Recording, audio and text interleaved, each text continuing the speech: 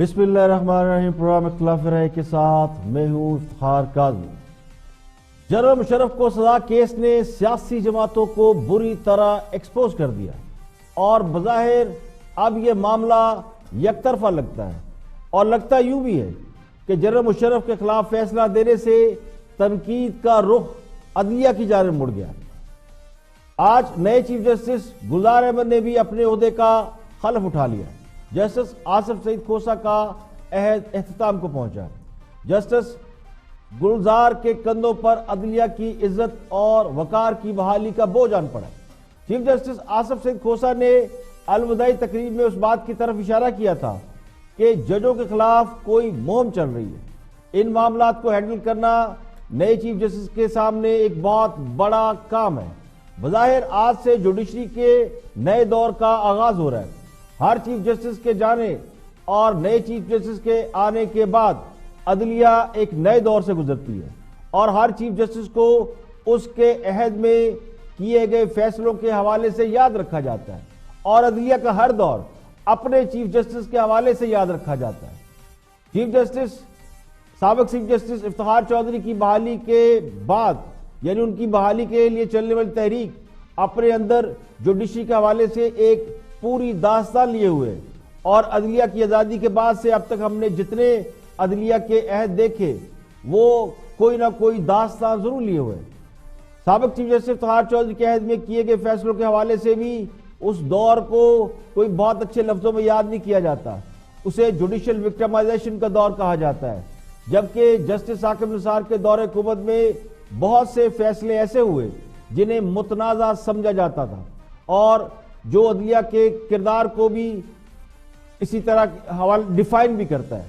اور خود حکومت کے متعدد لوگ سابق چیف جسٹس ثاقب نثار کے دور کو ایڈونچرزم کے دور سے یاد کرتے ہیں، یعنی ایڈونچرزم کا دور قرار دیتے ہیں، لیکن سابق حکومت کے حوالے سے بھی ان کے متعدد فیصلوں کی وجہ سے عدلیہ بہت زیادہ تنقید کا نشانہ بنتی رہی ہے۔ سابق چیف جسٹس ثاقب نثار کے عہد میں 100 ووٹر لینے کی روایت بہت زور پکڑ گئی تھی۔ یہ روایت جسٹس افتخار چودھری کے دور حکومت میں بہت عام تھی، اور ان دنوں پیپلز پارٹی کی حکومت رہی۔ پیپلز پارٹی کی حکومت کو چیف جسٹس افتخار چودھری کے دور میں بہت زیادہ ٹف ٹائم ملا، اور ایک سابق وزیر اعظم یعنی اس وقت جو وزیر اعظم تھے گیلانی، ان کو گھر بھیجا گیا۔ دونوں چیف جسٹس صاحبان کے دور میں عدلیہ کے مضبوط ہونے کا تاثر بہت زیادہ تھا، یعنی جسٹس افتخار چودھری اور جسٹس ثاقب نثار۔ اسے عدلیہ کی آزادی کا دور کہا گیا، اور اسی آزادی کی وجہ سے دو وزراء اعظم کو، ایک یوسف رضا گیلانی اور دوسرے نواز شریف کو گھر بھیجا گیا۔ چیف جسٹس آصف سعید کھوسہ جب انہوں نے چیف جسٹس کا عہدہ سنبھالا تو انہوں نے سب سے پہلے از خود نوٹس لینے کی روایت کو ختم کیا۔ یہ وہ معاملہ تھا جس کی وجہ سے حکومتیں بہت انیزی فیل کرتی تھیں۔ ان کے دور میں دو اہم فیصلے ایسے ہوئے ہیں جس کی گونج ابھی تک باقی ہے، اور وہ پاکستان کی سیاست اور حالات کے اوپر حاوی نظر آتی ہے، جن میں پہلا معاملہ army chief general Javed Bajwa کی ایکسٹینشن کا معاملہ ہے۔ اس معاملے پر حکومت کو قانون سازی کے لیے کہا گیا، پارلیمنٹ سے رجوع کرنے کے لیے کہا گیا، اور دوسرا سابق آرمی چیف اور سابق صدر جنرل مشرف کے خلاف سنگین غداری کیس کا فیصلہ ہے۔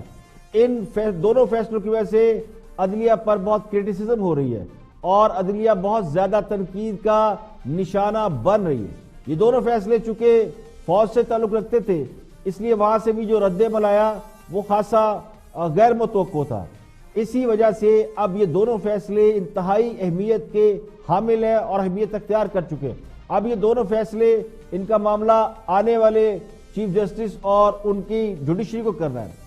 نئے چیف جسٹس گلزار احمد بھی بہت اچھی شہرت کے حامل جج ہیں، ان کے سامنے بڑے بڑے مقدمات ہیں، لیکن جو سب سے اہم مسئلہ ہے وہ ہے جو عدلیہ پر اس وقت غیر ضروری یا ضروری جو بھی کہہ لیں، لیکن یہ سچ ہے کہ عدلیہ پر اس وقت بہت زیادہ تنقید ہو رہی ہے، اور ان کا سب سے بڑا جو مشن ہوگا یا ان کے سامنے جو سب سے بڑا گول ہوگا وہ یہ ہوگا کہ اس تاثر کو وہ دور کرے جس کے مطابق عدلیہ کے خلاف مہم چل رہی ہے یا پھر عدلیہ کے حوالے سے مہم چل رہی ہے۔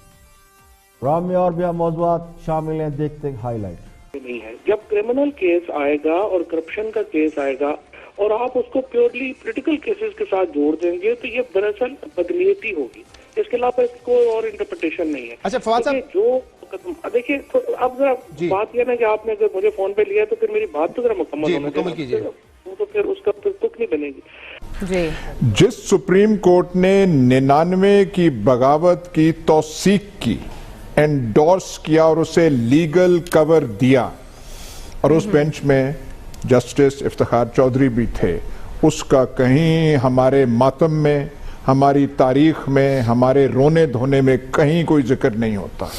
اس کی مثال کم ہی ملتی ہے. کرمنل کیس میں ٹرائل ان ایبسنشیا نہیں ہوتا.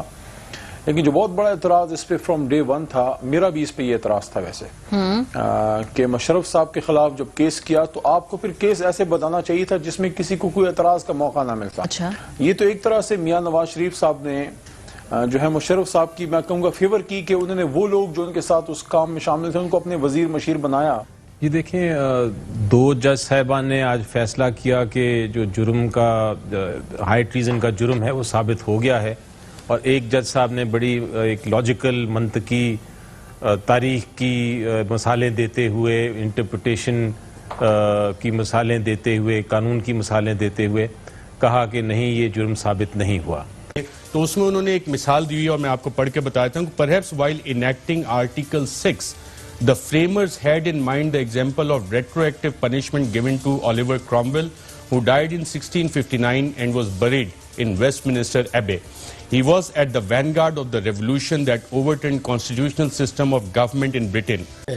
آپ جب جناب مشرف صاحب وہاں پہ بیڈ پہ پڑے ہوئے ہیں، جب آپ کو فائدہ نقصان نہیں دے سکتے تو یہ ٹیم اگر ڈیفینس ٹیم ذرا آپ امیجن کریں، 2 پاکستان کے ٹاپ کلاس وہ اپنے آپ کو کہتے ہیں کہ ہم بڑے لیگل مائنڈ ہیں، اگر یہ ڈیفینس لیڈ کر رہے ہوتے جنرل مشرف کا اسپیشل کورٹ میں، ایک فروغ نسیم صاحب ہوتے، ایک آپ کے اٹارنی جنرل انور منصور صاحب ہوتے.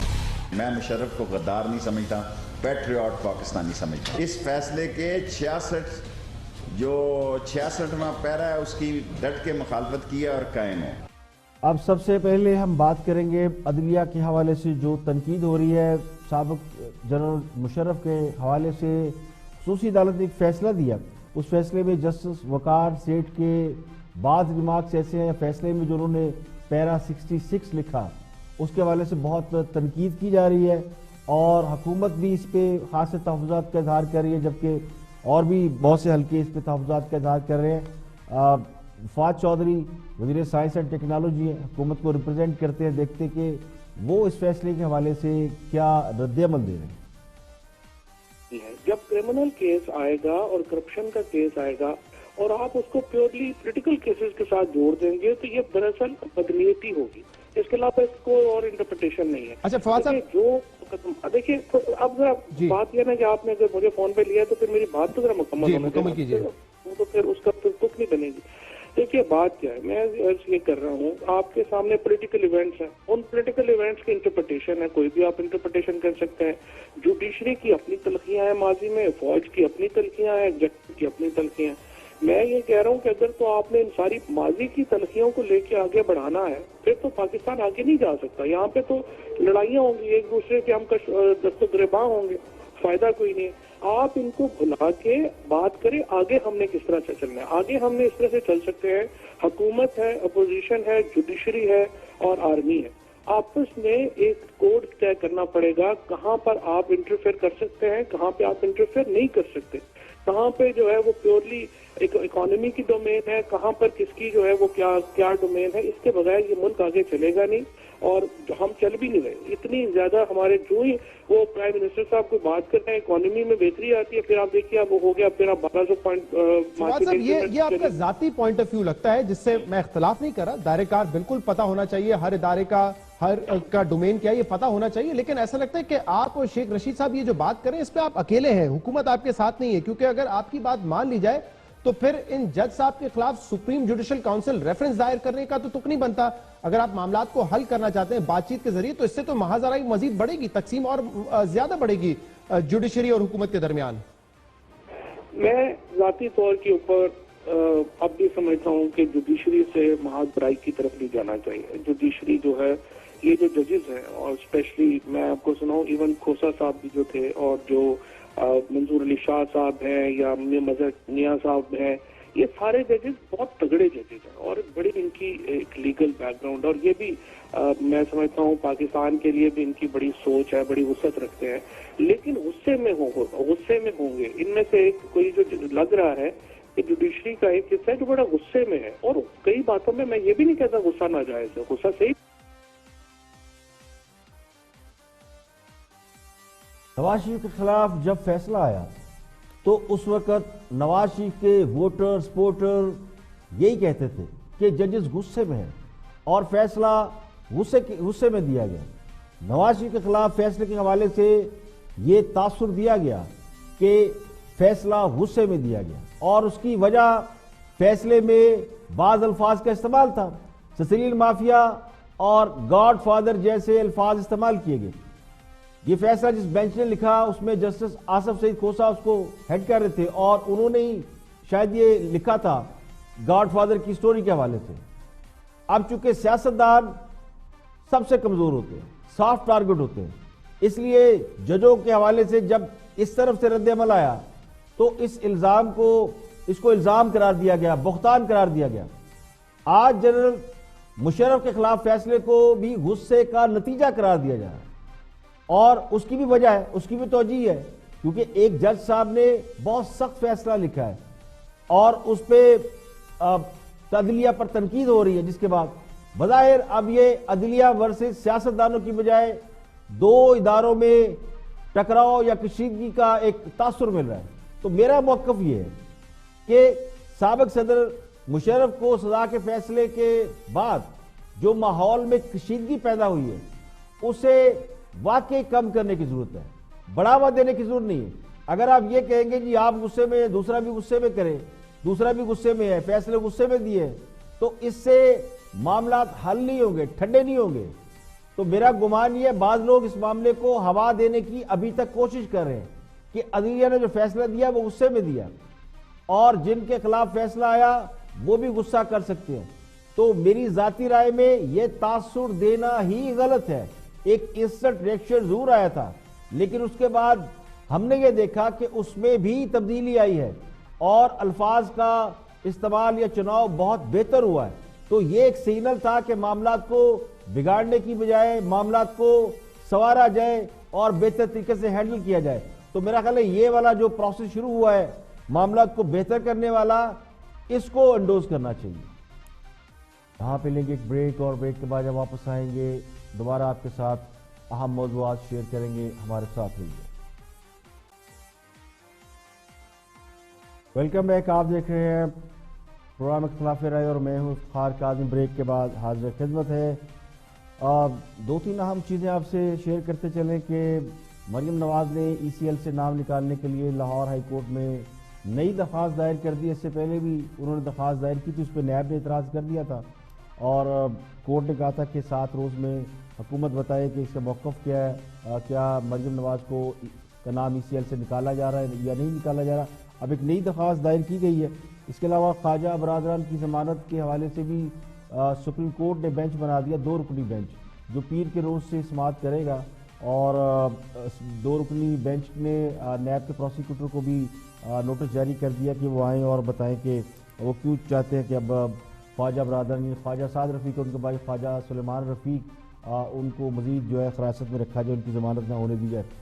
اس کے علاوہ ایک اور اہم خبر یہ ہے، مشرف کیس کے سابق پروسیکیوٹر اکرم شیخ کے گھر پر نامعلوم افراد نے ان کے گھر پہ کوئی اٹیک کیا یا ان کے گھر گھسے اور ان کے اہل خانہ کو یرغمال بنایا۔ پولیس کے مطابق یہ ڈکیتی ہے، لیکن بعض ذرائع کہتے ہیں کہ مسلح افراد خاص دستاویزات کی تلاش میں آئے تھے، اور بعض ذرائع کے مطابق جو کہ کنفرم نہیں ہے لیکن یہ کہا جا رہا ہے، یہ سوشل میڈیا پہ بھی کہا جا رہا ہے کہ پرویز مشرف دور میں ایمرجنسی کے نفاذ کے حوالے سے جو ایف آئی اے کی رپورٹ تھی اس کی تلاش میں یا اس کے حوالے سے ان کے اہل خانہ سے یہ پوچھا جاتا رہا۔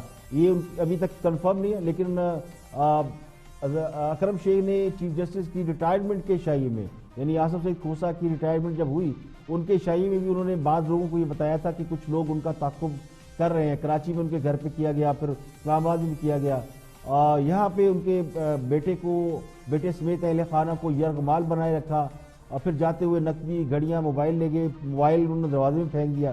یہ سب ان حالات میں ہوا ہے جب سابق صدر پرویز مشرف کا کیس اس وقت ملک کا سب سے بڑا ایک ایشو ہے اور ایشو آف دی ڈے ہے اور خصوصی عدالت نے انہیں سزائے موت کا حکم دیا ہے. تو اس کیس کی پیروی اکرم شیر نے کی تھی. وہ نواز شریف دور میں پروسیکیوٹر تھے اور اس کیس کو عدالت میں وہ پروسیڈ کرتے رہے.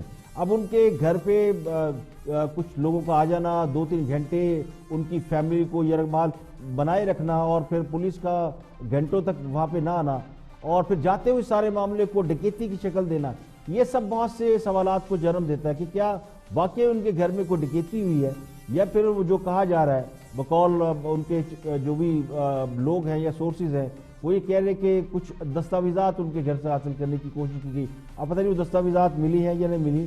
اکرم شیخ ایڈوکیٹ نے ججوں کے معاملے پہ بھی اپنا ایک ان کا پوائنٹ آف ویو سامنے آیا تھا.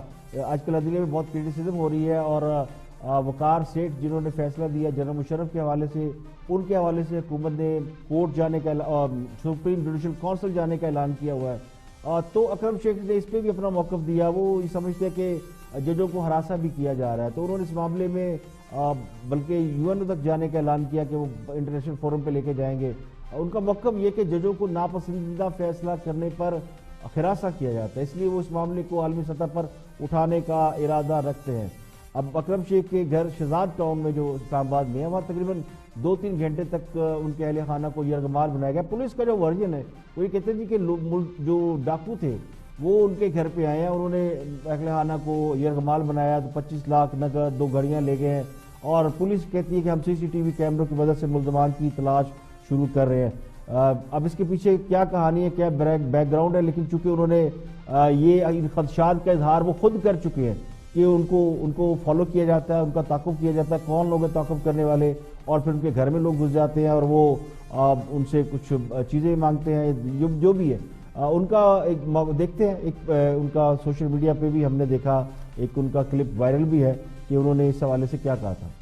حکومت کو بھی عدالت کا فیصلہ ماننا چاہیے. سر اگر وہ سپریم جوڈیشل کونسل میں جاتے ہیں تو کیا آپ ان کو ریپرزینٹ کریں گے؟ میں اگر وہ مجھے اپروچ کریں گے تو بغیر کسی معاوضے کو ان کو ریپرزینٹ کروں گا, اور میرے خیال میں میں صرف یہی ریپرزینٹ نہیں کروں گا, میں اس ایشو کو ریپرچر آف انڈیپینڈنس آف ججز اینڈ لائرز کے پاس یونائٹڈ نیشن میں لے کے جاؤں گا کہ یہ ججز کو ہراساں کر رہے ہیں اور پھر ان کو کوئی پوچھنے والا نہیں ہے. ان کی پارٹی کے لوگ کہتے ہیں I will go to the United Nations Secretary General.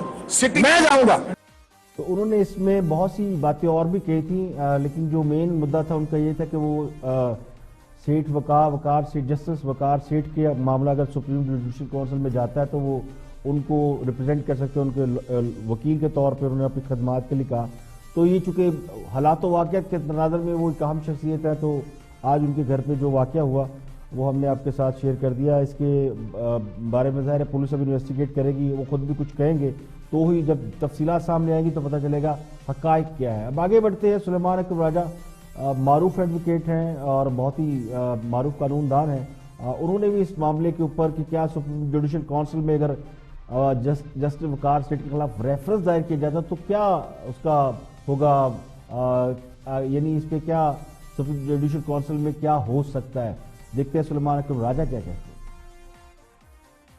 اور میں آپ کو پڑھ کے بتاتا ہوں. Perhaps while enacting Article 6, the framers had in mind the example of retroactive punishment given to Oliver Cromwell, who died in 1659 and was buried in Westminster Abbey. He was at the vanguard of the revolution that overturned constitutional system of government in Britain. Oliver Cromwell قانون کے تحت ہم نے زندگی گزارنی ہے اور سزائے موت ایک انتہائی افسوسناک اور انتہائی سزا ہوتی ہے. وہ اگر دی جانی ہے تو انتہائی وقار کے ساتھ وہ دی جاتی ہے. اس میں کوئی عداوت کا عنصر نہیں ہوتا, اس میں کوئی ذاتی نفرت کا عنصر نہیں ہوتا. جب قانون بول بیٹھتا ہے تو پھر ہر انسان کو انسان کے طور پہ احترام کے ساتھ قانون کے تابع عمل کیا جاتا ہے. تو یہ پیرا 66 میں جو بات آئی, حکومت نے اسی پیرا 66 کو بیسس بنا کے کہا ہے کہ ہم جسٹس سیٹھ وقار کے خلاف سپریم جوڈیشل کونسل جائیں گے, اور ساتھ ان کی مینٹل انکیپیسٹی کا بھی پریس کانفرنس میں اپنی ذکر کیا. کیا ججمنٹ کی بیسس پہ وہ سپریم جوڈیشل کونسل جا سکتے ہیں؟ یہ سیٹلڈ نہیں ہے آلریڈی؟ یہ سیٹلڈ ہے یہ معاملہ. دیکھیں ججمنٹ میں غلطی ہو جاتی ہے لکھتے ہوئے کوئی بھی جج صاحب جو ہیں وہ ہو سکتا ہے کہ کچھ زیادہ بات کر جائیں. اسی لیے ہم اعلیٰ عدالتیں رکھتے ہیں, سپریم کورٹ ہے جہاں اپیل جاتی ہے. اپیل میں اگر یہ معاملہ یہ پیرا حذف ہو جاتا ہے اور میری نظر میں اس کے بعد اور مزید کچھ کرنے کی ضرورت نہیں ہوگی. ایسا نہیں ہے کہ اسے ایک پیرے کو بنا کر ایک شخص کی پوری جو ذہنی کیفیت ہے اس کو مشکوک بنا دیا جائے. میرا نہیں خیال کہ سپریم جوڈیشل جنرل مشرف کے خلاف فیصلہ دینے والے بینچ کے سربراہ کے خلاف حکومت نے سپریم جوڈیشل کونسل میں ریفرنس دائر کرنے کا اعلان کیا. اب سوال یہ ہے کہ کیا اس اقدام سے سابق صدر مشرف کے خلاف ہونے والا فیصلہ ختم ہو جائے گا, اس کی کوئی آئینی حیثیت نہیں رہے گی, اور کیا سپریم جوڈیشل کونسل ریفرنس کو ترجیحی بنیادوں پر سنے گی, جبکہ سپریم جوڈیشل کونسل کے پاس جسٹس قاضی فائز عیسیٰ کا بھی اہم کیس ہے, اور کیا صرف پیرا 66 میں سے جنرل مشرف کے خلاف جو ہے یعنی پیرا 66 اس کو حذف کیا جائے گا یا جج صاحب کو فارغ کیا جائے گا. یہ دو اہم نکتے ہیں کہ کیا پیرا ختم کیا جائے گا یا پھر جج صاحب کو سپریم جوڈیشل کونسل سمجھتی ہے کہ ان کو وہ اس قابل نہیں تھے کہ فیصلہ کر سکے. تو میرا خیال یہ ہے, میری رائے ہے, اور یہ رائے میں نے ایک جو تاثر اس وقت آ رہا ہے گفتگو سے وہ یہ ہے کہ اصل مسئلہ پیرا 66 کا نہیں ہے, اس میں زبان کے استعمال کا ہے کہ وہ زبان جو استعمال کی گئی وہ اس پہ لوگوں کو بہت زیادہ اعتراض ہے. تو مشرف صاحب کو سزائے موت یا انہیں آئین شکن یا غدار قرار دینا یہ اس سے اہم مسئلہ ہے, وہ تو ایک زبان کا مسئلہ ہے, لیکن جو سزا ہوئی ہے وہ بھی اپنی جگہ امپورٹنٹ ہے. تو اہم یہ ہے کہ کیا سزا کے حوالے سے کیا فیصلہ ہوگا, کیا اپیل کی جائے گی یا پھر سپریم جوڈیشل کونسل کے فیصلے کا انتظار کیا جائے گا. تو میرا گمان یہ کہ حکومت نے یہ سمجھ لیا ہے, جو حکومت کی طرف سے تاثر آ رہا ہے کہ سپریم جوڈیشل کونسل سے وہ جج صاحب کو نااہل قرار دلائیں گے, جس کے بعد فیصلہ نل اینڈ وائڈ ہو جائے گا, یعنی اس فیصلے کی کوئی اہمیت نہیں رہے گی. لیکن میری رائے کے مطابق اس کے بعد بھی کئی اور سوالات ضرور کھڑے ہوں گے. جج صاحب نے بہت سارے فیصلے دیے اور ماضی میں ان کے دیے گئے فیصلوں کو لوگ بہت ہی اگزامپل کے طور پہ بھی استعمال کرتے ہیں. تو کیا وہ فیصلے بھی ختم کر دیے جائیں گے, اور پھر کیا کسی جج کے نااہل ہونے کے بعد یا کسی جج کو سپریم جوڈیشل کونسل سے فارغ کرانے کے بعد اگر وہ فیصلے ختم کیے جاتے ہیں تو اور بھی بڑے اہم فیصلے پڑے ہوئے ہیں, پھر ان کو وہاں بھی اپلائی کیا جائے گا. تو بظاہر یہی لگتا ہے کہ جسٹس وقار سیٹھ اچھی شہرت کے حامل جج ہیں, تو سپریم جوڈیشل کونسل ان سے پیرا 66 ختم کرنے کے لیے کہے گی یا خود کر دے گی, اور پھر یہ معاملہ میرا خیال ہے کہ یہ معاملہ سپریم کورٹ کے سامنے ضرور جائے گا.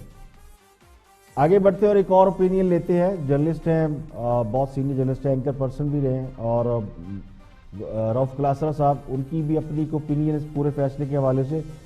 ایک تو لیگل اوپینین, ایک جنرل اوپینین بھی دیکھتے ہیں کہ کیا کہتے ہیں روف کلاسرا. اب جب جناب مشرف صاحب وہاں پہ بیڈ پہ پڑے ہوئے ہیں, جب آپ کو فائدہ نقصان نہیں دے سکتے, تو یہ ٹیم اگر ڈیفنس ٹیم ذرا آپ امیجن کریں, دو پاکستان کے ٹاپ کلاس وہ اپنے آپ کو کہتے ہیں کہ ہم بڑے لیگل مائنڈ ہیں, اگر یہ ڈیفنس لیڈ کر رہے ہوتے جنرل مشرف کا اسپیشل کورٹ میں, ایک فروغ نسیم صاحب ہوتے, ایک آپ کے اٹارنی جنرل انور منصور صاحب ہوتے, اور یہ اٹارنی جنرل لگتے اور وہ وزیر قانون نہ لگتے. جناب ہمارے لیے جنرل مشرف صاحب جو ہے نا وہ سب کچھ ہے, آل ان آل ہے, ہمیں عہدے نہیں چاہیے, ہم جائیں گے عدالت میں اور اس کیس کو ہم فائٹ کریں گے. آپ دونوں نے پریفر کیا کہ ہم جا کے جناب مشرف کا ڈیفنس نہیں کریں گے, ہم جا کے اٹارنی جنرل عمران خان صاحب کے لگیں گے, ہم جا کے ان کے وزیر قانون لگیں گے. آج آپ وہاں پہ ٹی وی پہ بیٹھ کے آنسو بہا رہے ہیں. ان سے ذرا پوچھا جائے کہ انہوں نے جس طرح کا ڈیفنس پیش کیا, ذرا آپ مجھے بتا دیں. استغاثہ توڑ دیا تھا تو اب توڑا ہے نا, ابھی نومبر میں توڑا ہے نا استغاثہ. جب تک چیزیں کافی حد تک آگے بڑھیں. اگلی بات آپ ان سے یہ ذرا پوچھیں, آپ کو کوئی نام آتا ہے کسی کو کہ ان کے ڈیفنس کے وکیل کے؟ جناب مشرف صاحب نے یہاں ہزاروں لوگوں کو فیور کی, انہوں نے ہزاروں لوگوں کی زندگیاں بدل دی ہوں گی, کسی کو پیسے دیے, کسی کو عہدے دیے, کسی کو کیا کچھ نہیں دیا. آج جب اس کو ضرورت تھی کہ آپ اپنا ڈیفنس دیتے نا, اسٹیبلشمنٹ کے پاس اتنا ٹائم تھا جو آج سب سے زیادہ ناراض ہے, ان سے ذرا پوچھیں آپ نے اس میں 6 سالوں میں کیا کیا ہے.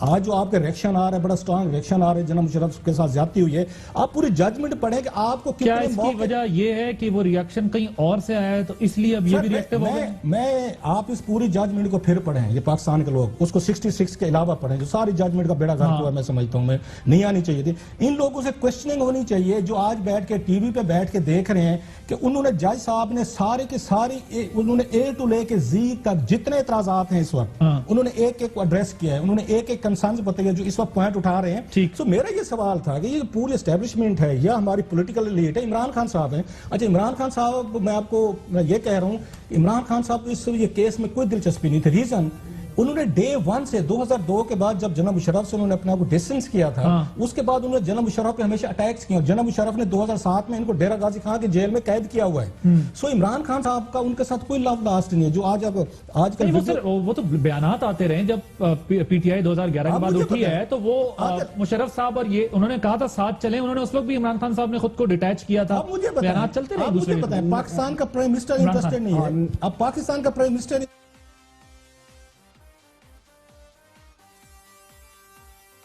देखिए, असल वजह यही लगती है कि साबिक सदर मुशर्रफ के खिलाफ केस को सीरियसली लिया गया, क्योंकि किसी को तवक्को ही नहीं थी कि फौज के साबिक सरबराह के खिलाफ भी कोई फैसला आ सकता है।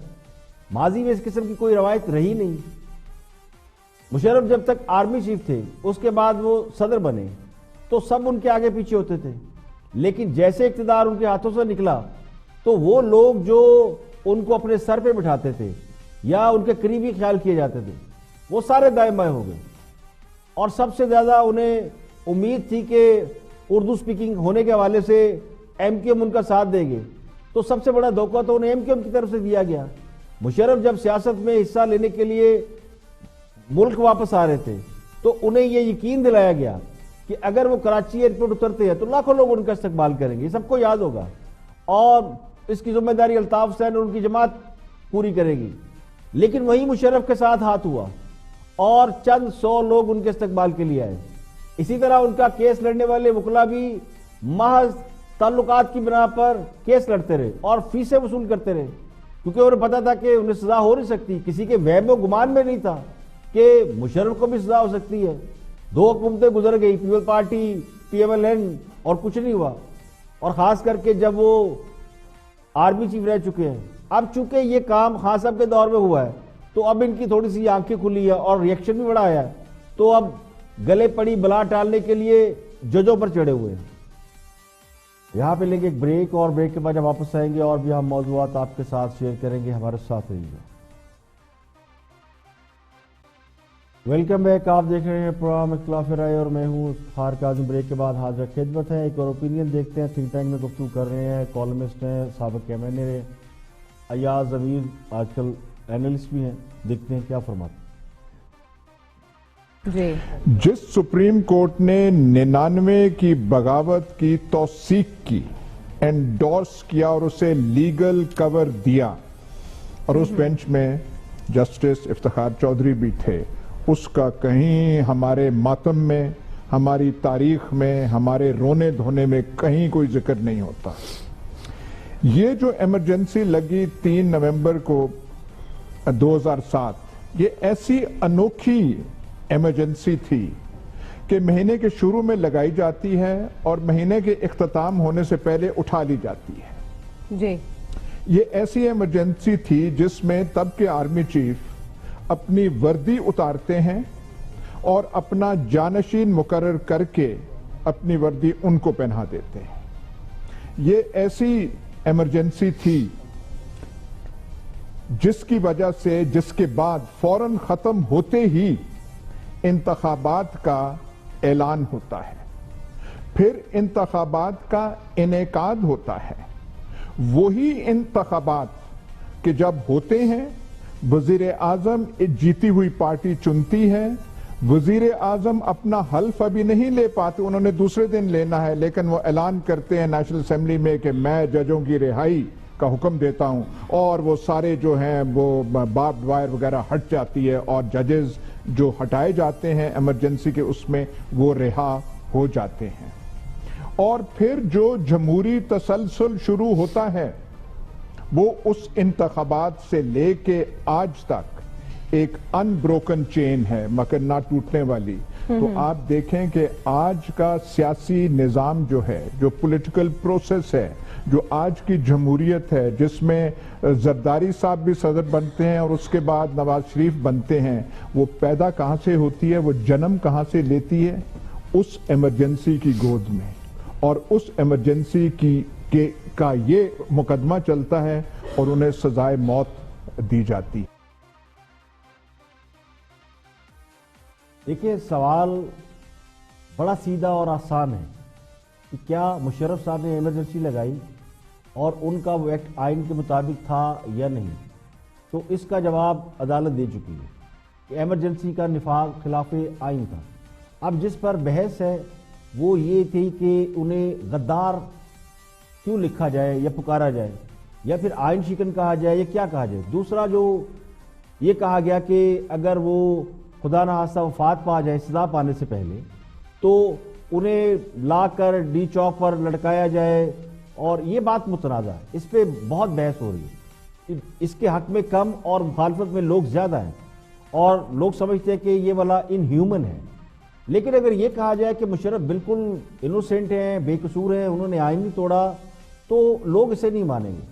जहाँ तक ये जवाब के एमरजेंसी की वजह से जमहूरियत की राह हमवार हुई, तो ये भी हमने देखा है, माजी में भी देखा है और अब भी देखते हैं कि मार्शल्ला की कोख से जमहूरियत जन्म लेती है और जमहूरियत की कोख से मार्शल्ला हमने देखा सियासतदानी बुलाते आओ मार्शल्ला लगाओ, और इसी तरह जब आते हैं डिक्टेटर आते हैं तो वो जमहूरी बन जाते हैं। तो ये भी बात किसी हद तक दुरुस्त नहीं है। अब जहाँ तक ये मामला कि नवाज शरीफ और जरदारी जो है वो एमरजेंसी की पैदावार है, तो वो उनकी पैदावार नहीं है। मुशर्रफ तो चाहते थे कि बेनज़ीर और नवाज शरीफ सियासत में ना आए, और वैसे भी ये हकीकत देखें कि आप जब एक तवील अरसे तक मार्शल्ला रहेगा, यानी आधा वक्त जमहूरियत आधा वक्त मार्शल्ला 80s के बाद से देख लें, तो फिर जो लोग ज़िया-उल हक के दौर में उन्होंने अपनी हुकूमत में लिए या लोगों को शामिल किया, तो फिर ये कहेंगे कि वो उनकी पैदावार है। ज़ाहिर है जब 11 साल बंदा रहा और कोई पॉलिटिक्स में आया, हुकूमत का हिस्सा बना, तो फिर वो यही कहलाएगा कि वो आमरीत की पैदावार है। ज़िया-उल हक अगर जिंदा रहते, उन्होंने 11 साल तो हुकूमत की, और मेरा ख्याल है कि अगर वो अल्लाह ताला उनको जिंदगी देता तो वो उनका हुकूमत छोड़ने का कोई इरादा नहीं था। तो उनके दौर में जिन लोगों ने भी उनके साथ काम किया, सियासत में हिस्सा लिया, वो सारे मार्शल्ला दौर की पैदावार कहलाएंगे। तो और अगर हुकूमतों का हिस्सा रहते हैं तो फिर यकीनी तौर पर यही कहा जाता है। लेकिन ये जवाब दुरुस्त नहीं है कि मुशर्रफ ने चूंकि एमरजेंसी लगाई फिर हटाई और फिर जमहूरियत का तसलसल बरकरार रहा वरना ना रहता। ये मामला ही नहीं है, मामला कुछ और है। और वो मामला ये कि उनको जो सजा दी गई है, उस सजा को देते हुए जो जिन चीज़ों का एक हमें नज़र आ रहा है एक फैसले के अंदर चीज़ों का, उसके ऊपर लोग इतराज़ कर रहे हैं और वो किसी हद तक समझ में आने वाली बात नहीं है। आज के लिए इतना ही। कल फिर हाजिर होंगे मज़ीद खबरों, तबसरों, तजज़ियों के साथ। प्रोग्राम इख्तिलाफ़ राय से इफ्तिखार काज़मी को इजाज़त दीजिएगा और अपना बहुत बहुत ख्याल रखिएगा। आपसे मुलाकात होगी पीर के रोज़। अपना बहुत बहुत ख्याल रखिएगा।